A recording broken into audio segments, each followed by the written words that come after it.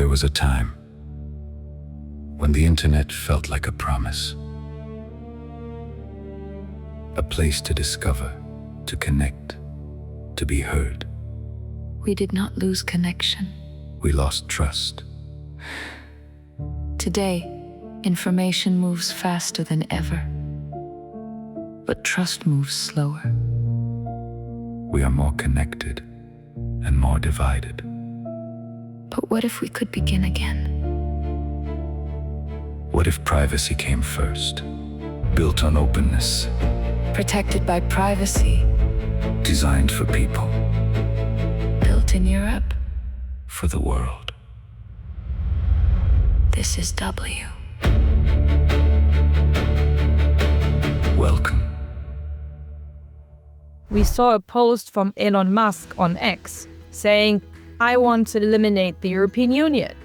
Guys, we don't have 12 months. We have maximum 6 months. We doubled the wait list within the last week. But the most incredible number is that we have people from almost 180 different countries on the wait list. We're growing fast, and I just heard we are the fastest growing community ever on the AT protocol. We have Ursula von der Leyen, Christine Lagarde on board. Can you imagine I would be sitting on a database with their biometric information? Holy cow. So you're going to be the female Elon Musk of Europe? I'm the only woman. It's really interesting. This is by far the most exciting project ever. Today on the show, I have the great pleasure to welcome the founder of a new social media platform owned, run and hosted in Europe, Anna Zeiter.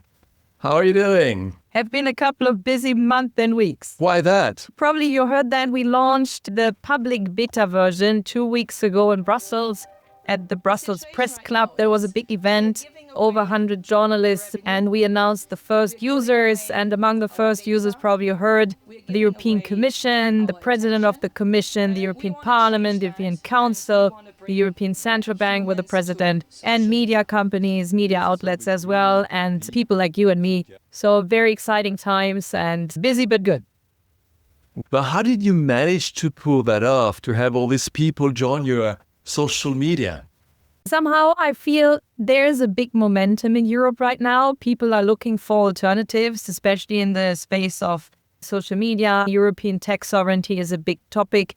And we feel that we just need to pick the momentum up from the street and collect the great momentum and the energy. Of course, with the European institutions, we have been in contact since month already, and we had to demonstrate the product. And also with the other media companies that just joined.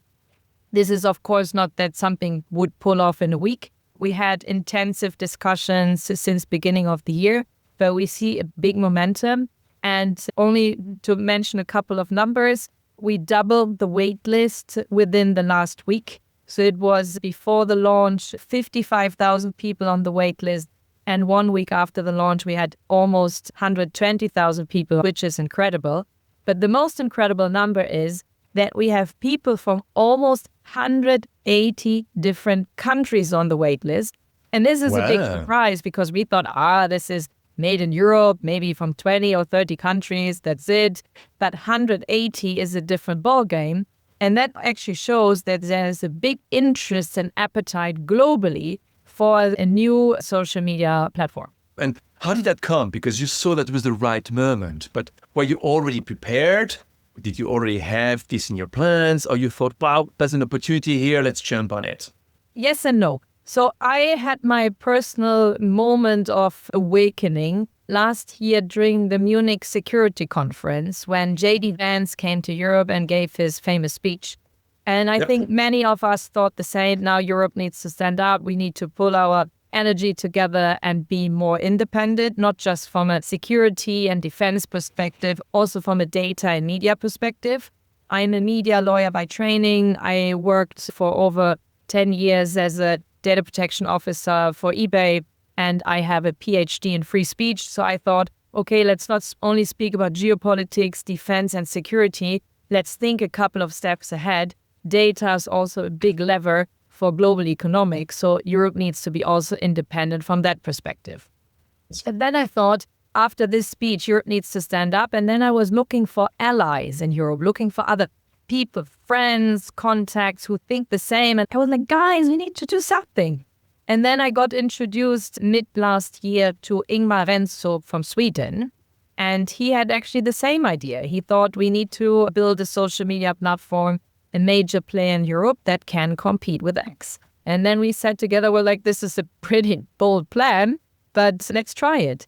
And then we pulled together some other people. We co-founded the company. And the original plan was to build everything with a lot of time in 2026 and launch in 2027.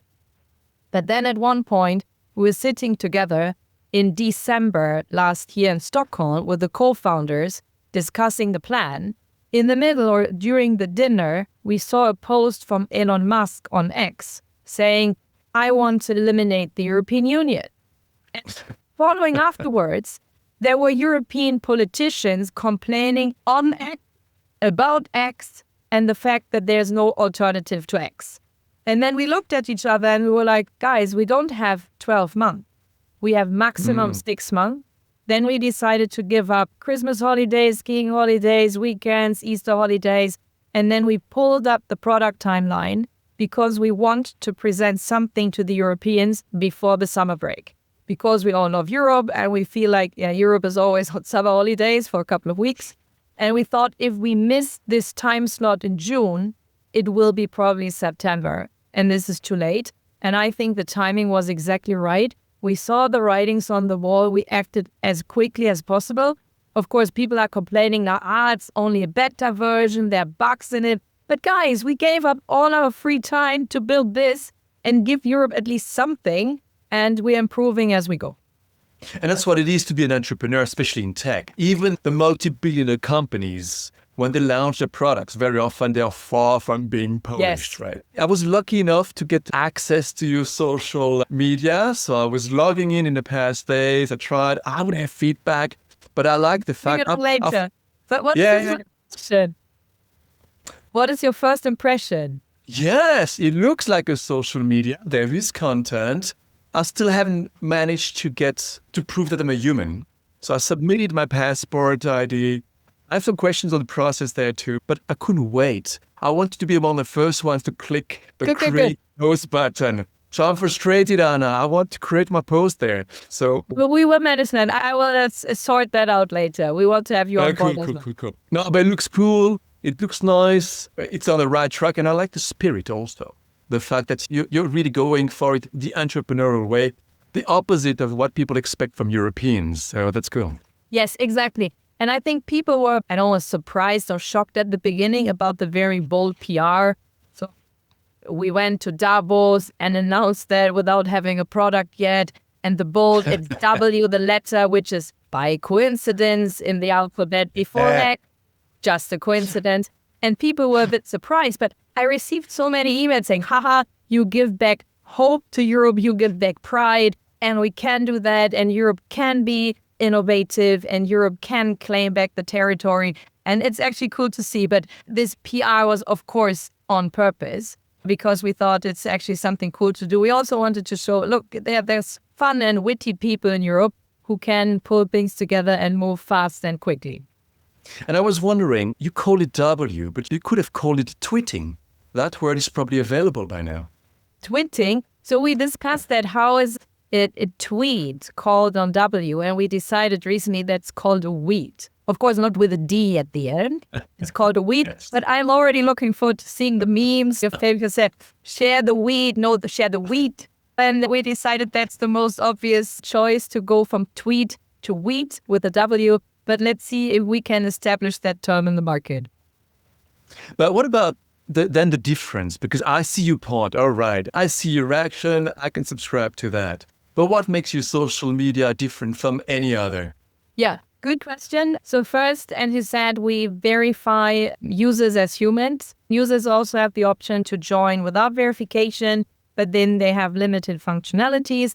But we want to incentivize users to sign up as a human, because we feel that this is one of the reasons why some legacy platforms had some issues, because they have, I heard that X, I don't know if the number is correct, has over 50% AI bots already. And this is an issue because we know the principle of garbage in, garbage out.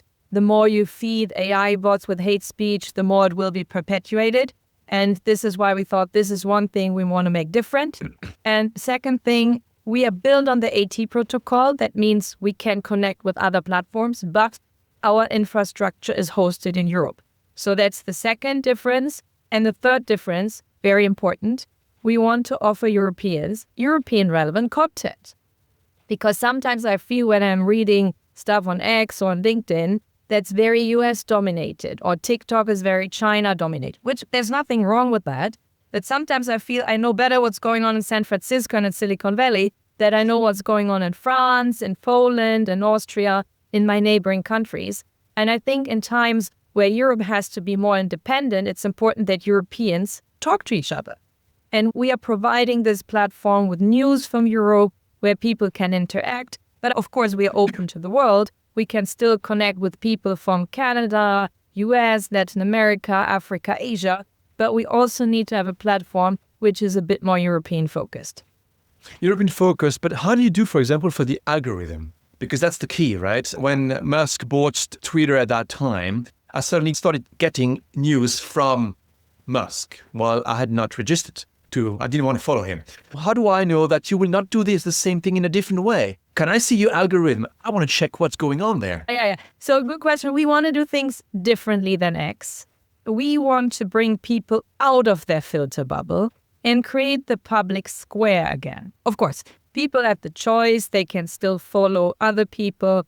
We're also offering some basic feeds like what's hot, and we will make the algorithm also transparent. In the future, we will also give users the opportunity to set the algorithm themselves so that they can choose, yes, I want to be more focused on my filter bubble, or I would like to see the full spectrum of society, or I will do something in between. But what we're offering, and which is new, and it's an innovation, we are showing in a special functionality called the trend machine, trends that are happening globally on the internet. And we are sourcing many thousand sources for that, like media, public media, Google Trends, Apple Trends, polling institutes. We are actually screening the entire internet media landscape for what is trending overall, not just on W, because I feel that people in this world of increasing AI usage, they sometimes feel like, what's really going on? What are humans talking about? And people have in this trend machine the opportunity to look what's happening, what's trending in France, what's trending in Germany, and then what's trending in France in politics. Yeah, and to see these trends, aren't you doing something like scraping, or do you have partnerships? Or basically are... So we have APIs, which is, I don't know, public information, not necessarily scraping, but we are taking information from many public sources. And so APIs, that's the way you get the data. Yes. So you're not just sending your AI bots, get me the information from all these websites, which is nuts. Yeah. Yes, yes, that's correct. But we built this in the background with AI, but we try to portray the trends that are currently going on really in the internet. And I'm surprised the last week, so it was just soccer, heat wave, more soccer. But that was interesting. People speaking about climate a lot.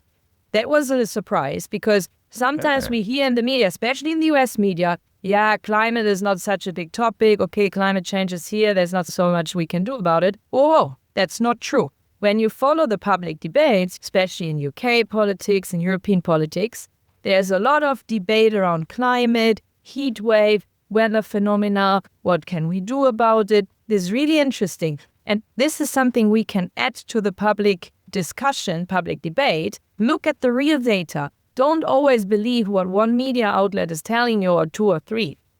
Look what the real trends are. And then, of course, we connected with the functionality on W that people then can start a debate on W about these trends. But we also want to make sure that people see the full spectrum of opinions and debates in society, and not just what's going on in the W bubble. And how do you do that to build the critical mass of users? You have good numbers now, but it's still quite limited, obviously. So what's your plan to really beat X, Twitter? Yes. Of course, it's a big question what you want to do to beat X. right now we don't want to beat them. Right now we want to offer an alternative. We want to challenge them. And I think we already do a bit. So we have now 120,000 people on the wait list without any marketing spent. So this is just incremental growth, word of mouth, people reading about us in the media. And then we have different strategies to do that. For example, we brought the leaders on board. This is a bit of a top-down approach. Then we also do the bottom-up approach that we invite friends and families. And very soon we also have a invite your friends functionality. So then we approach it from two angles. And then we also approach verticals. We want to bring on board arts, media, entertainment, and so on and so forth. So we approach it from 3 different sides.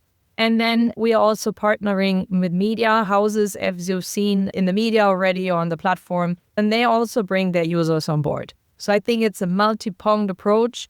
And of course, we don't know how fast we will grow. So far, the numbers beat the expectation. My goal was to have 100,000 users on the platform by end of the year. Right now, we have over 100,000 on the wait list, and we are only beginning of July. The real numbers actually beat my expectations, and then let's see how that goes. But I feel there's a big momentum. I receive messages on LinkedIn and WhatsApp and whatnot. People say, let me in, let me in. And I think this is a pretty... Yeah, Anna, and that's frustrating. Is that part of your strategy? I say, apply journalist. Oh. No, that's not part. Yes and no. So the strategy is we don't want to open the floodgates right now and let 100 or 200,000 people in because we want to grow in a controlled way. Because we also need to make sure that customer service is keeping up, that the systems are keeping up, that content moderation is keeping up. So we learn also as we grow step by step. And what we want to avoid is that we open the floodgates, 200,000 people coming in, big drama, big mess in the media, people are complaining, people go away. And this is why we want to grow step by step. We are letting in thousands of badges every day. And hopefully we will let in the entire wait list over the next couple of days, weeks. And then hopefully more people are coming. But then we learn as we go. And we also want to get the feedback from the community.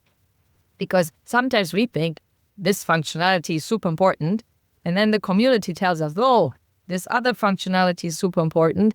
And then we also want to pivot a bit to understand where things are going, what's the sentiment on the platform, what is that people really want? Is it more long format articles? Do they want to have live interaction, live streaming, more video capacity? People want different things, but we learn as we grow. And how big is your team at the moment? At 20 people, more or less. So we have most of the people working full-time, then a couple of people working part-time.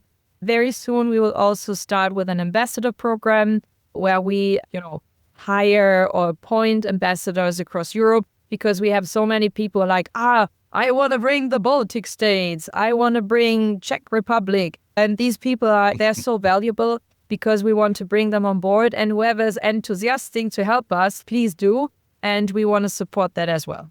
You said at the beginning, you are using the AT protocol. So I'll just be a bit technical, just briefly. Yeah. The AT protocol is a protocol basically that ensures that users have their own personal data on personal data servers, what they call PD. This means that data does not necessarily reside within your company, within W Social, but outside on these PDS servers that can be managed by you maybe, but you can extract it and put it on your own PDS servers. So you own your data. That's the major difference with the big social media existing now, right?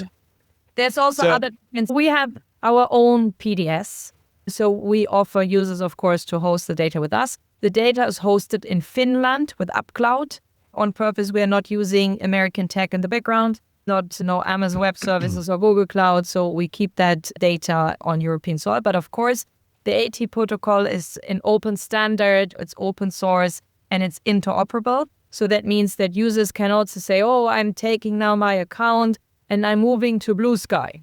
Or I'm moving from Blue Sky to Eurosky and from Eurosky to W. So users can migrate with their data and their followers and their posts to whatever community they want to on the AT protocol, to wherever they want to migrate to. And I think that's a pretty cool thing because that shows who has the best app experience. This is probably then getting the users. And then people can also choose, it's very technical, where their data is located. People can say, I want to keep my data in Europe on a PDS, but I want to use the Australian experience from another whatever community on the AT protocol in Australia. Or they can say, I want to keep my data in the US, but I'm using W. This concept is not known to many people. And I assume that this only very technical savvy people will use it, will understand that. We are open to the masses.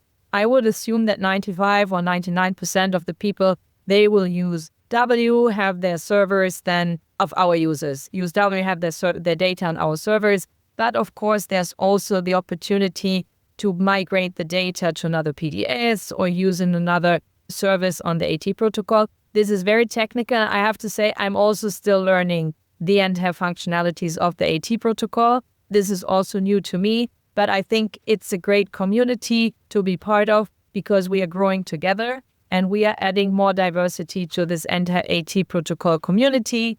As I said, Blue Sky is on it, Black Sky, Eurosky, Ganda, it's us, it's many others.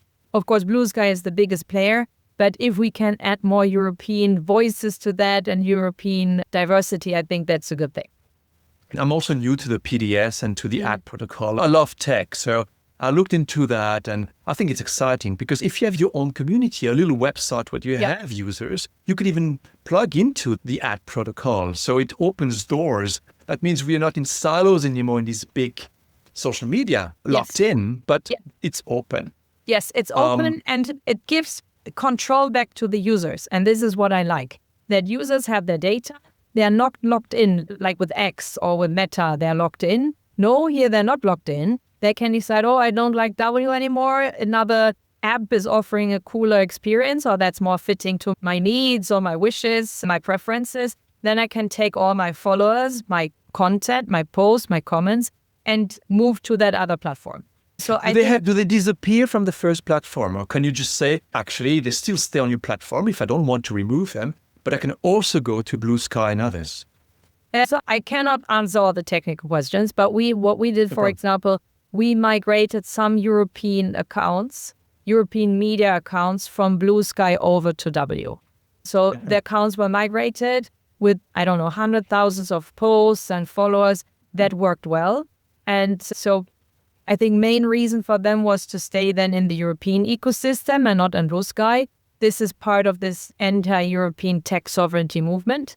But also in return, if people say at 1.0, I want to migrate back, that's totally fine. And I think this is a philosophy that I like a lot, that we give power back to the people. And we don't only do that in this area, we also do that with the verification. You mentioned that at the beginning that we are verifying users as humans, but also here, the ID information stays on the smartphone, on the device of the user. And the user decides, yes, I want to share with W my ID information for verification or my clear name, or I don't want to share anything. I know. I had to submit my passport to some service, right? So that picture of my passport, and I did it only because I know you, because I hate submitting the information. I said, okay, I'll talk to Anna soon. I press the button. Yeah. So where did my passport picture go? Yeah, it stays on your phone. So we saw that only for a couple of seconds. It's like an entry check in a nightclub where you have to show your passport and say, yes, I'm a human, I'm above 18 and I want to enter. This is the principle. The nightclub, the doorman is also not storing the information. He or she is just taking a look. Yes, Phil is over 18 and he is a human. We let him in. And this is the same that we do. We just do the entry check. We are not storing the information. That means the ID information stays on your device and we don't know necessarily your name. If you decide to join on W and use the username Donald Duck 123, totally fine. Then we only know your email address, Donald Duck 123. That's it. So, and if you choose an email address which is not related to your name and maybe super secure for Proton, whatever, we cannot even trace it back. And this gives users the opportunity to join anonymously, but we still know you're a human and you're unique. Because this is also one thing we want to make sure, that people cannot sign up with the same ID several times, because that would open the floodgates to fake accounts, bot farms, AI bots, and so on. And this is why we want to make sure that each human is it's all to save democracy at the end. Every human, one account, maximum two, if you want to have a private account and a business account. But humans cannot have several numbers of accounts, because that would open the floodgates for the hacker who is spending night and day to opening hundreds and thousands of accounts to manipulate then opinion building in Europe. And I submitted also a selfie. So I sent you my passport picture, and the next thing I press a button and say, make a selfie. It was an ugly photo, but this means you don't have that ugly photo on your servers, right? No, I cannot see that. I don't even have your name. If I go into the database, if I know your email address, I find your email address, and then I would have a hashed and your user handle and a hashed token that was the translated information from your ID information, just to make sure that if someone signs up with the same passport, we get an alert like, this passport has already verified. But I don't see any names, no birth dates, no biometric information, nothing. And this is designed on purpose, because imagine a startup like us is sitting on such a database. Can you imagine that? Yeah. I don't want to sit on that risk. We have Ursula von der Leyen, Christine Lagarde on board. Can you imagine I would be sitting on a database with their biometric information? Holy cow. No, I don't want that, because that would be a risk that no startup would like to bear. And for us, if we would be hacked, if the database would be hacked, you would see the user handle and the email address, which is not great. We don't want to be hacked. So this is why we have also additional security measures not to be hacked. But I don't want to sit on the database with all the ID information. I was wondering, Yeah. with these PDS, and I have to look into the technical aspects a bit more, but could I register, get my PDS data, my certification somewhere where it's a bit easier to get, and then I migrate to your system? So I get PDS, that's fine, my name is John Doe, and I have a PDS account. Yeah, but on then this you need to PDS. verify with us. Then you would need to verify with us as a human. You could then use Join W in only reading mode and liking. Yes. But if you want to interact on W, you need to verify as a human. Okay. So we try to make sure that people not circumvent the system. And we thought about all kinds of ways how people can circumvent that. But we want to make sure the biggest goal, yeah, of course, others as well. Don't get me wrong, you're not the first one. And also we hired hackers for 2 weeks in May and in June, just to try to hack the systems and to circumvent the security measures and stuff. So they didn't find only one small thing that was fixed, but overall the system seemed to be working. And as I said, we are not storing any ID information on purpose, because I don't want to sit on this treasure trove, because that would only attract more hackers. And all the data that people are posting is anyway public. So if people are posting things and songs, whatever, holiday pictures on W, it's public information. And so everything else, the personal information that we have, is the user handle and the email address, nothing more. Now, let's say I want to import a profile. You speak more about X, but what about LinkedIn? I have plenty of followers on LinkedIn. I say I would like to move on to your platform. What do I do? Yeah. So currently there's no technical method, but this is of course something we are thinking about, not only to migrating users from Blue Sky and other platforms on the AT protocol. This is not the competitor. The competitor here is X. And this is what we try. We are not challenging Blue Sky or Eurosky. So we are with them. We are part of the same family. I think we all have a joint mission here to challenge X.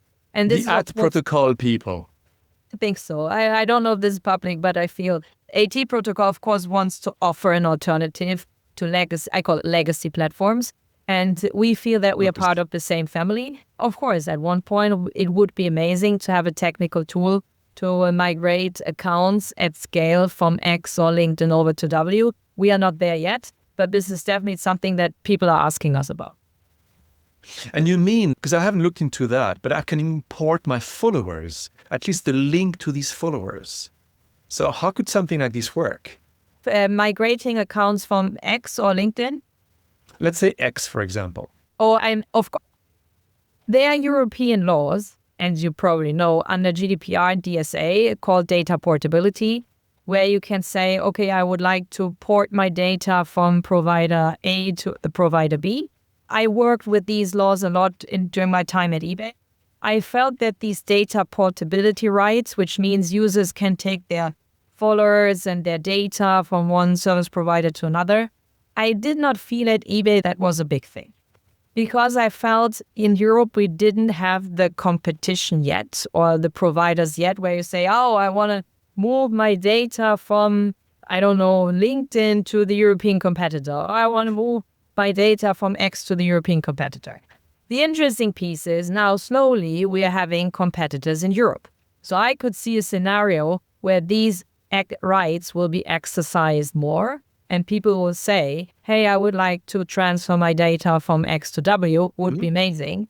So there's no technical way to do that now at scale, but of course users can do that individually.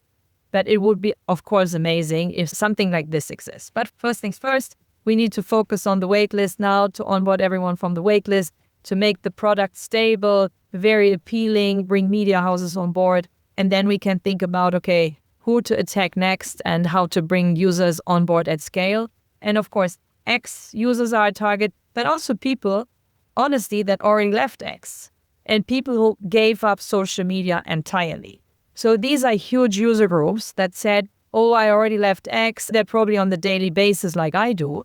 Like people, members of parliament who say, I left X, you can contact me here. And of course, this is something we are following closely, and then we contact the people at that one. There are other interesting letters in the alphabet. Consider W, for example, the doors are open. Okay. How did you fund this? And what about your valuation? Because you don't own the user base as X or LinkedIn does. As you said, they can leave any time. That's why we need to make it very appealing for them to stay and to attract more. And not only people from the AT protocol, but predominantly people who haven't heard about the AT protocol yet. So this is the biggest goal, to attract new people to the AT protocol, to make the entire community bigger and more diverse and more interesting. So funding, we are currently funded by a bit more than 80 investors, mainly coming from the Nordics. But we also have investors from France, from Belgium, Germany, Switzerland, me included, from Italy, from other European countries as well. And we have, among these investors are former ministers from Sweden. For example, Per Nuder is a former Swedish finance minister. Kristina Persson is the former minister of Sweden for Nordic Cooperation. Then Sandrine Dixon de Clèves is an investor. She's the honorary chair Club of Rome. Christophe Clerc is an investor. He is the founder of Euractiv and a media entrepreneur from France and Belgium. So we try to cover Europe. And interesting fact is that in the shareholder agreement, we have a clause that you can only invest with voting rights if you're European. So like this, we want to make sure that Americans are not coming at one point saying, that's interesting, thank you for building, now we're buying it. So we want to keep the decision-making power about the company over the company in Europe. And so far, we got very good feedback about that. We are now in a seed round, and this is going well. And we feel if we want to compete with legacy platforms, of course, more funding would be appropriate. How much money do you need, Anna? I need a lot. It always depends on how much we want to grow. Probably you remember that TikTok spent $1 billion to conquer the market, especially outside China. So I think, of course, $1 billion is quite a lot. We are not aiming for that. We are aiming right now for a couple of millions on top to grow in a sustainable way and to grow in a responsible way. And then maybe end of this year, next year, we start another investment round. But for now, the funding is solid and we feel that investors are extremely interested. But we want to pick and choose the investors that are mission aligned. That's important for us. That we also want to have investors on board, or not also mainly or only investors on board that support the European mission, that support European tech sovereignty and the protection of democracy. Because what's also important to have investors on board that bring a network and advice. We have great investors, some with trademark experience, some with a huge investor network, some people with, like Sandrine Dixon-Declercq, with amazing network among European leaders. And this is what we want. We want to have mission-aligned people that bring on board something else than just funding, also contacts, ideas, expertise, and advice. So you're going to be the female Elon Musk of Europe. It's not bad. Interesting. I'm the only woman. It's really interesting. If you see, Yeah. if you look at the other, also in Europe, the other CEOs of social media platforms, they're all male. Look at the US as well. I'm the only woman in that club. Of course, compared to X, we are tiny, but we're growing fast. And I just heard we are the fastest growing community ever on the AT protocol. No other community grows so fast. Hopefully at the beginning. So hopefully that holds true. I'm happy, female flag, but that's not the most important point. We are friends, at least among the Europeans, and we exchange thoughts and ideas frequently. I also met Tony Schneider, the CEO of Blue Sky, recently, and we had a good chat. So we try to be friendly and we try to support each other because we are all on the same mission here. Anna, you're going to be a billionaire and the head of a European unicorn? Yeah. That's not the goal. Of course, money is always good to have, but that's not my main driver. The main driver is if I would have only going after the money, I had other job offers from big US tech companies that would have been way easier, bigger money right now on the spot. Money is not the main interest here. The main interest is to strengthen Europe and to strengthen Europe's democracy. If money comes on the way, that's nice. I wouldn't say no. But doing this is a really tough job, I have to say. Building the European competitor to X, it's not something that you do on the side with a 9-to-5 job. It's hard work. And not only for me, for the entire team. You probably see that I am wearing a bit of makeup here to cover my very sleepy eyes.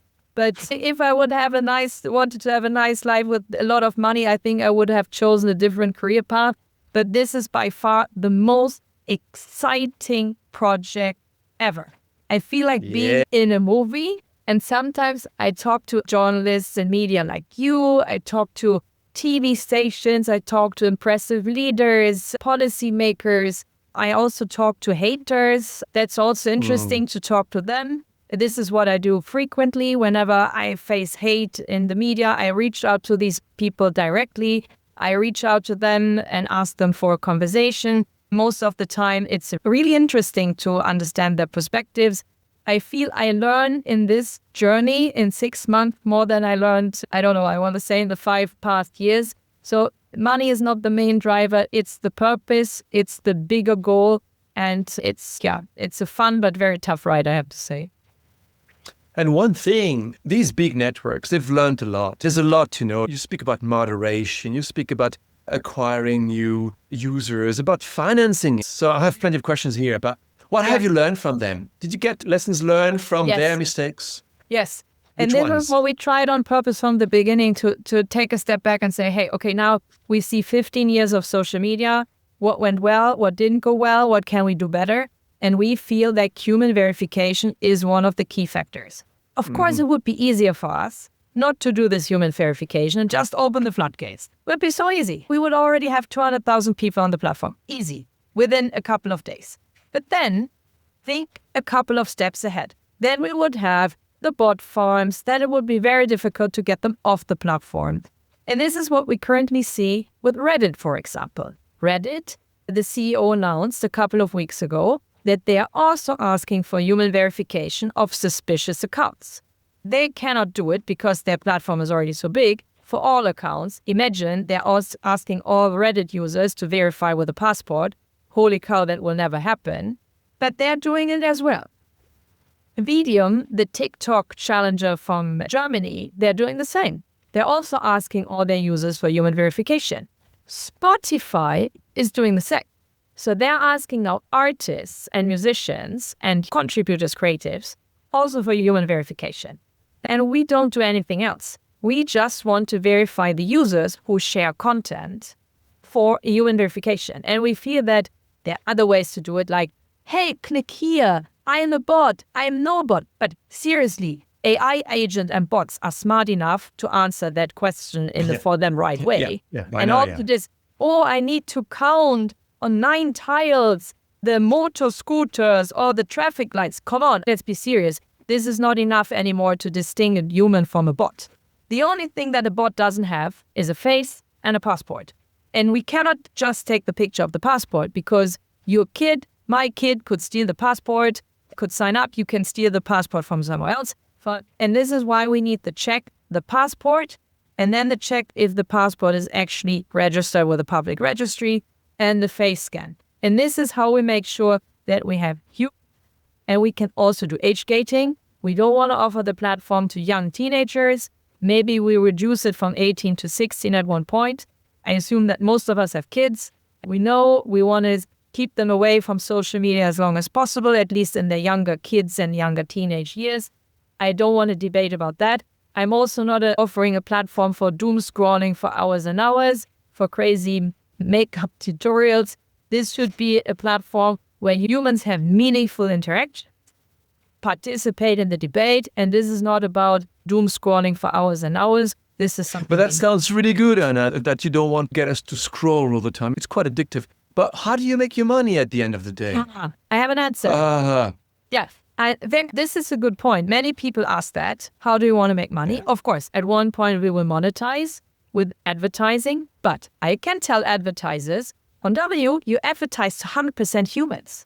On X, they only advertise to whatever 50% humans. This is an additional add-on.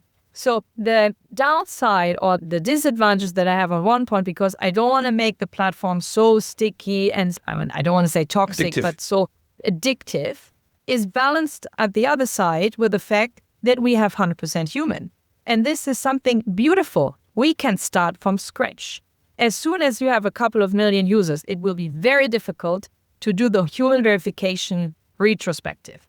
For Elon Musk, it will be very difficult to ask his whatever hundreds of million users to imagine he's sending them an email saying, please verify now as a human and sign up with your passport. Imagine how many people would do that on X. 1%, 5% maximum. Then he would need to go to his shareholders and say, guys, we just lost 95% of the user base. We can do that from the beginning. I know it's hard, it's tough, it's an additional step in the user experience. Sometimes it's clunky, it's not perfect yet, we will improve. It adds more cost to customer service. But once we have them on board, we know that these are humans and not fake accounts and not AI bots. Oh no, so your business model is really advertising? And micropayments. So advertising, but of course in a compliant way. We are in Europe, we need to comply with GDPR, with DSA, with advertising guidelines. And not only in Europe, also in the UK, Online Safety Act, UK advertising guidelines. So we will do all that, which means that advertising will be not as intrusive and super hyper personalized as it would be in the US. But on the flip side, we have the upside that we can say advertisers, I don't know, Zalando, for example, any other retailer who wants to advertise on W, can say that they are advertising to 100% humans. Okay. Yeah. Let's see. And then we have micropayments at the same time, or we will implement that soon. And then at one point we will have advertising and micropayments as revenue streams. What do you mean with micropayments? Yeah. I think we all know the frustration that you want to read a good article and at one point add them behind the paywall, and you don't want to sign up for another annual subscription for $100. And this is something we want to offer, that users can buy individual articles for small money.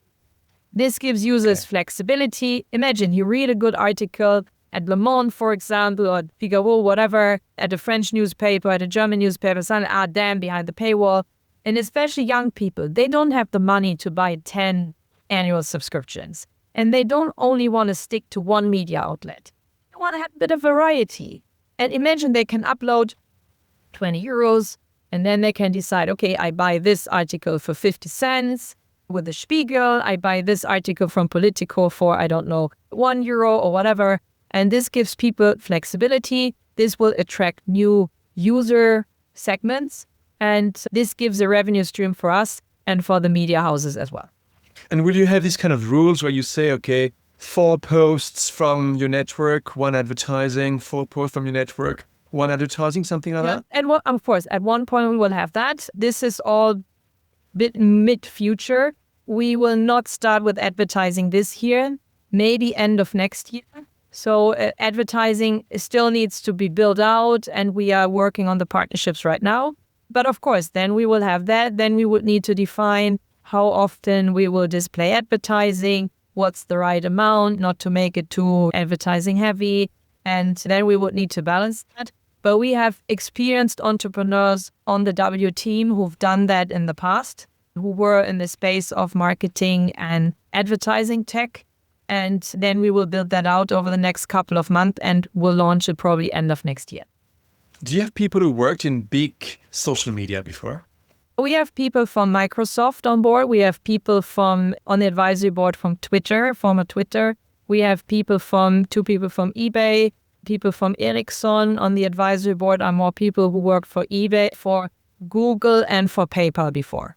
So we try to bring in, of course, European expertise, but also Europeans who work for American big tech. Because at the end, we are challenging US big tech. And it's important to have Europeans on board who work for US big tech, because they know exactly how this company works, what the pace is and the speed, how they think. And I think this is what I have received questions like, oh, why do you have so many people on board that work for US big tech? I think it's important because they bring the expertise and they bring the knowledge and also the network. And yeah, this is why we also try to bring them on board. People who never worked in big tech or in European big tech, among the advisors, investors, and the core team. And is there something like a very unexpected challenge you got? You had your to-do list of things that could happen that you're like, okay, these can be challenges. And is there a challenge you say, oh, I didn't see that one coming at all? We had a couple of challenges from the AT protocol community. You probably saw that in the media. Some of them were complaining that we did not make the code public. We will make the code public. We just felt the code was not ready to make public yet because we are still in beta. And first, we want to make sure that there are no bugs in the code. And we will make the code public maybe in the next couple of days or weeks. We will not make all code public because some pieces have been funded by private investors, like the ID verification code, for example. We will keep that closed, but we are happy to give back to the community. We are adding now thousands and thousands of new users to the AT protocol, and now we are in discussion with many people from the AT protocol community. I didn't necessarily see that coming, but also this, due to the fact that we are all new to this AT protocol community and to the habits, I think this is something that we had to learn. We had to meet the people, need to understand the habits and how people work with each other. But I think this is working well. We are establishing good contacts. We talked to Eurosky leadership team yesterday, to Blue Sky the day before. We are now part of that family. But of course, other challenges we anticipated that we will be tried to be hacked. There were some hacking attempts unsuccessfully so far. That's good. And of course, you cannot expect that everyone loves you. But I feel more love than I feel hate, which is also great. But the fact that they are haters also shows that we are like visible and relevant, because otherwise people would not care. And also haters give also more attention, and then you have the opportunity to talk again about that. So I don't necessarily see hate as a negative thing. Of course, there was also hate speech against me. People said I'm a criminal, psychopath and corrupt criminal. Okay, fair enough. I think that's a bit too much. I don't think that's justified, but sometimes people are a bit over the top. But I usually assume... You can always invite them to join your social media and do that over there, right? Yes. I usually try to talk to these people because sometimes they just want to have attention. Sometimes there's a misunderstanding. And usually what I feel, so on social media, people are sometimes very aggressive. But when you pick up the phone and talk to them, they're actually pretty nice. They're like, oh yeah, nice to meet you. And this is also one of the proof points why we need to have more human interaction, live elements, clear names on social media. People don't need to show up with clear name at W, but it's preferred because I feel with clear name and picture, people are more bound to their real personality and they behave. And this is also something we see on LinkedIn. On LinkedIn, people are mostly connected to their professional career, with their picture, with their CV, and they need to behave. And you see, therefore, more civilized conversations on LinkedIn than you see on X, where people can just hide behind anonymous, some bots. And then if you hide, this is like in the street. Imagine you're walking around with a black mask, with a fake name. Of course, you can blame everyone and issue hate speech all over the place. But if you show up in a public square with your real face and maybe with a name tag, of course you behave better. There is discussion also about AI. Not everybody's good at writing texts or posts. So on some platforms now, they try to forbid No, we don't forbid that. the use of AI. No, So we don't. AI, writing with AI is okay Yes, on your I mean, platform. seriously, everyone is doing that. I'm not a native speaker.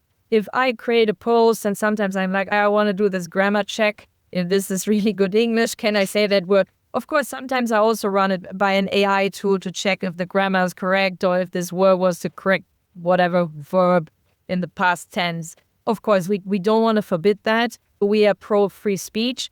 But, of course, if someone is issuing hyper-realistic AI-generated videos that are misleading and have a political impact.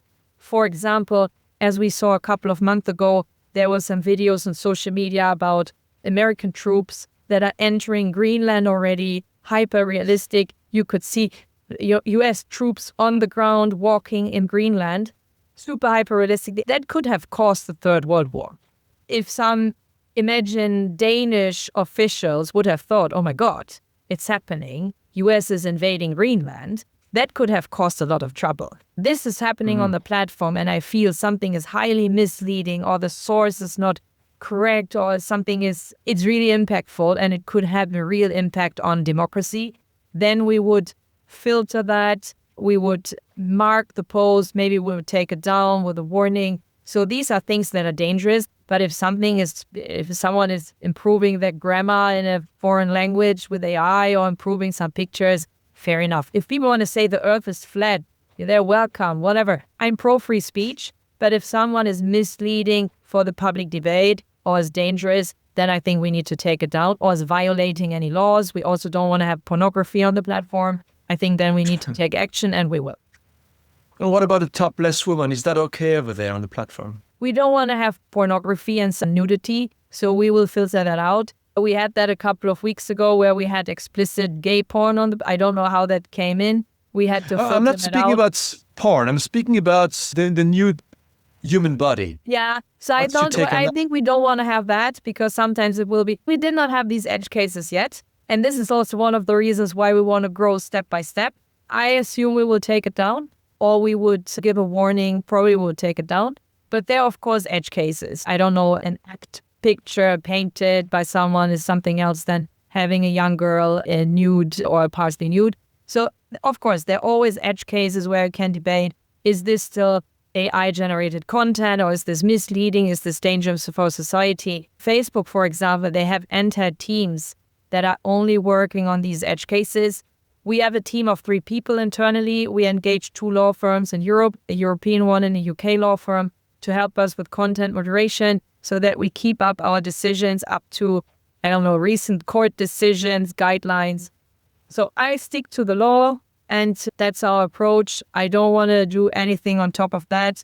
I'm free speech. Everyone is welcome, but they need to be. But Anna, just back to that example, and I know it's difficult. That's why I'm asking you that. You go to Spain, you go to south of France, you have women who can be topless. It's legal. It's What's the problem? And Can no they put a problem. photo We haven't there? decided on that yet, I have to say. Maybe we need to take the decision before summer because maybe we see some European summer pictures. Summer? Maybe we say this is allowed, but then we need to also draw the line between topless beach pictures and pornography, which is not always clear. You're going to have a lot of good cases to handle in next time. Oh, It's gonna be yes. exciting, I It's think. not easy, and nobody It's said gonna that be- it would be easy yeah, to yeah, start yeah. a social media platform. 100%. Good that you're getting used to haters. I think it's going to be yeah, a good yeah. training. It's my Yeah, daily yeah. business. No, not It's your daily. daily basis. Hey, you wake up in the morning. What are your key metrics for your social media? So right now we are observing the dashboard. So we have a dashboard. And right now the most important thing is to onboard the people from the wait list. So we have, as I said, 120,000 people on the wait list. We are onboarding them in thousands of batches. So yesterday night we onboarded another 3,000. I know that people are a bit impatient. but we get them all on board. So this is the key metrics, also to see how many people have issues with the onboarding, with the verification. So it was a bit clunky at the beginning. We are improving, and we are also removing and streamlining steps in the onboarding process to make it better and easier for users. I think this is normal startup life. You start with a minimal viable product, then you improve as you go.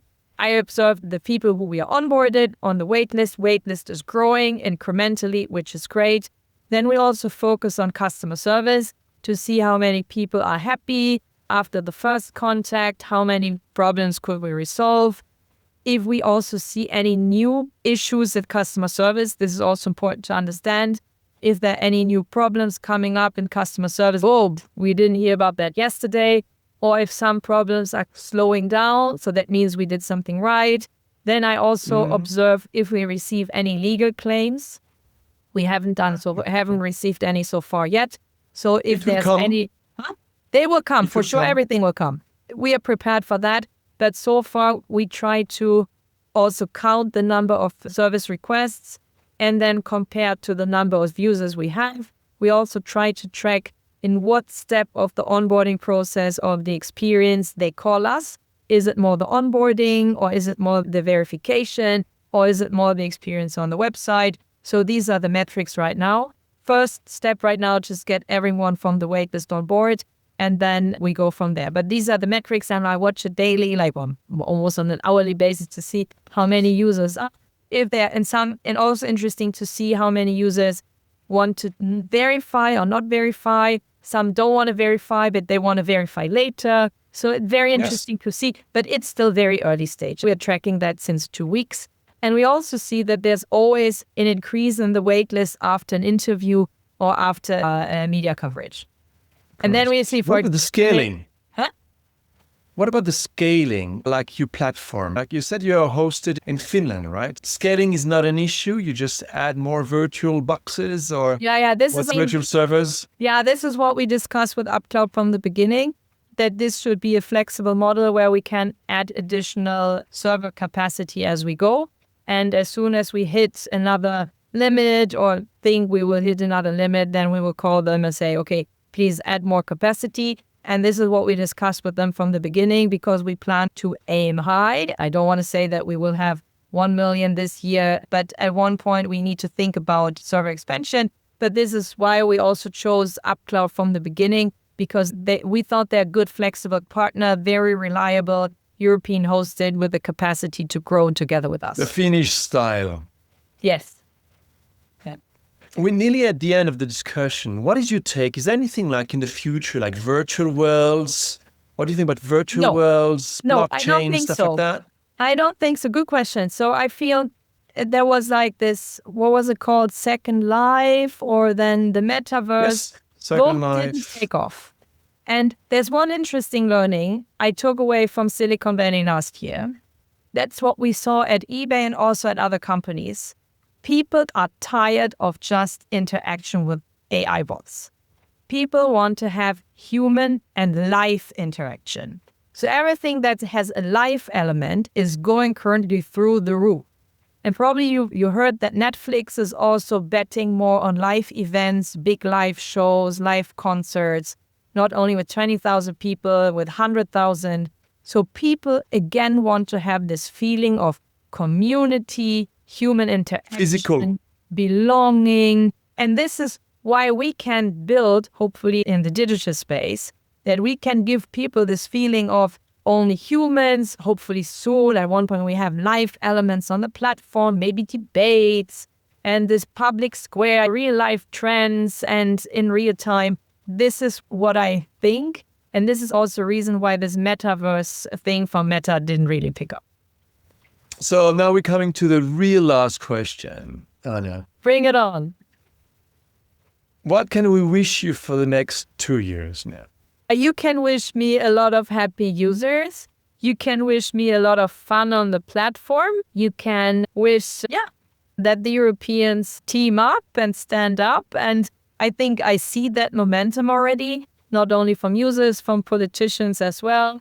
I think you can just wish that everything goes as planned, and maybe we can speak again in a couple of months, and then we can reassess the situation.